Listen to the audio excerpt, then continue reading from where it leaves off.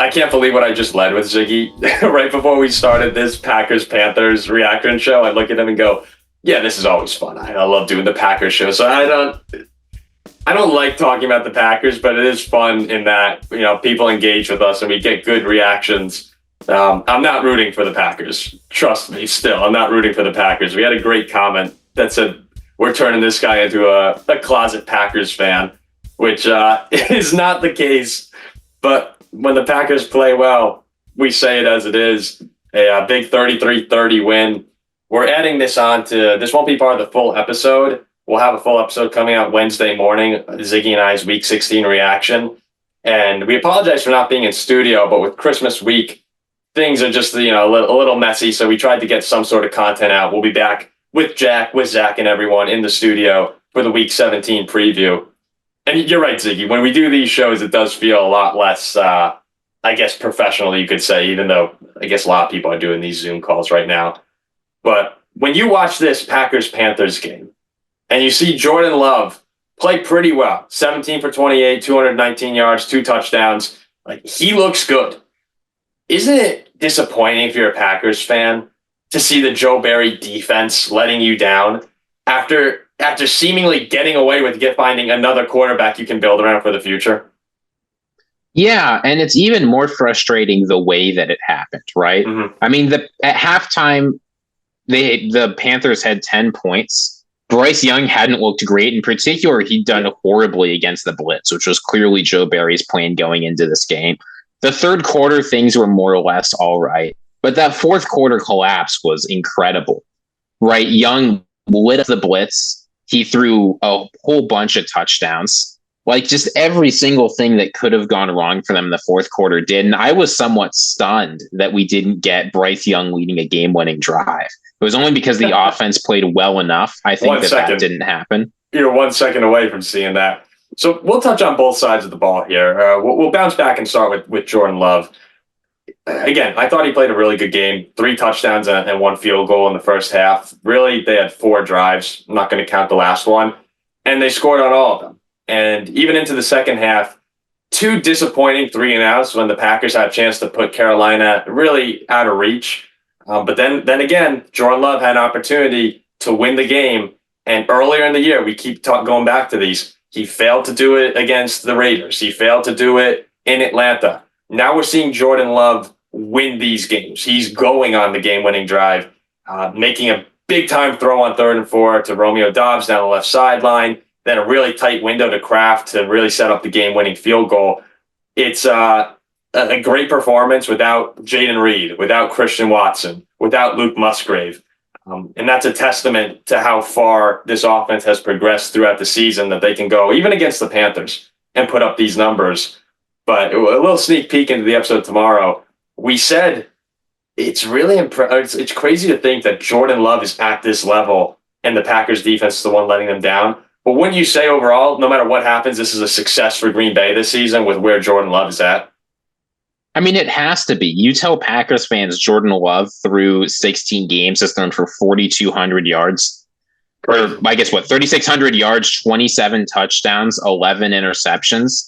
Those are decent enough numbers. Yeah. And then you say it was through a run game that was super up and down, usually down, with Bakhtiari missing the whole season, with receiver after receiver getting hurt. Again, I'm not comfortable saying Jordan Love is going to be the all-pro quarterback of the future, but he has clearly earned another year starting in Green Bay. He's been pretty good. And frankly, the sky's the limit for him, right? He's continued to improve every single game, just like we were saying with CJ Stroud earlier in the season. And to my astonishment, it seems like they've got their guy. And that was really the goal of the season, right? That was the goal. The entirety of this season came down to whether or not Jordan Love was the guy to build around going forward. And I feel very confident in Week 16 saying they found their guy. And they can, next offseason, you find pieces to make this Packer offense better. You have to improve the defense. I'm sure Joe Barry will be gone this offseason to the joy of most Packers fans. But yeah, right now with the way they're looking, and you can't underestimate the importance of Aaron Jones in this offense. He came back. It was great. 21 carries, 127 yards on the ground. He's just one of the best players in football when he's healthy.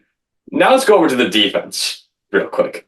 And coming into this one, we talked about Carolina's 2 wins were a 9-7 win and a 15-13 win over the Falcons and the Texans. Not exactly lighting it up in any performance. They were 31st in passing yards, 29th in points per game at 14.7. Hadn't scored 21 points or more in 8 straight games. And Bryce Young had a field day.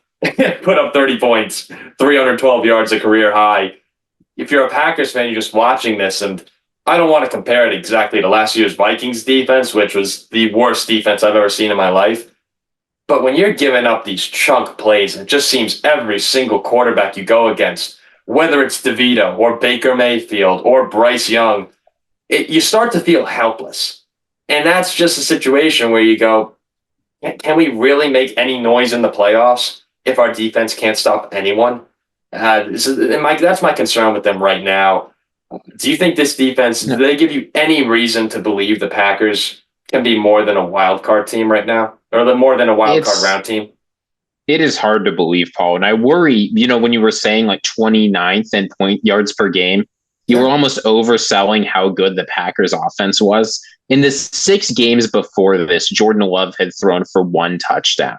He was on a 4-game streak. Wait, Bryce Young. Bryce Young. Okay. I was like, okay. Yeah, no, in the 6 games before this, Bryce Young had thrown for 1 touchdown, and that was against the Cowboys in garbage time. He had thrown a whole bunch of interceptions. He wasn't doing anything to move the ball. And then against the Packers, suddenly, when it's important, the Packers need to shut down the Panthers offense to seal the game away. It's time to feast with DJ Chark. Like, the fact is, this defense just can't stop anybody. And going on the road against the teams you're going to have to face in the NFC, it's difficult to count on the defense to be able to do anything. And even though we talked up Jordan Love, and I agree he's been very good, he's not the kind of guy who you can count on to score 40 points in a playoff game. There are very few quarterbacks that can put together those performances. So it's tough for me to see. Maybe they win a wild card game. It's possible, though it's pretty tough for me to see how they would. Otherwise, I think it's going to be a quick exit for the Packers, which is fine. Right, you take your quick exit, you grow, you played a lot of meaningful football, and you move on next year. Like, what? Are they really beating the Lions? Are they beating the 49ers? Are they beating the Eagles? Not in the playoffs, not in Detroit. It's not happening. Maybe. But yeah, the Panthers had 5 drives in the second half. 3 of them went for touchdowns. One of them they started on their own 25-yard line with 19 seconds left and almost got it. They were 1 second away from getting a game-winning field goal. I have no idea how you allow a 22-yard strike to get out of bounds in that situation. That's another one where it's you look over at Joe Barry. Yeah, I'm trying not to throw the guy under the rug, but you look over at Joe Barry and you're like, what? How is that possible? You tackle him in bounds, the game is over. We're talking about a Hail Mary attempt. Instead, Bryce Young got another shot, and really Green Bay was fortunate there wasn't one more tick on the clock, where that game is probably going to overtime. And who knows, with the way Carolina was moving the ball, you might not get a win there.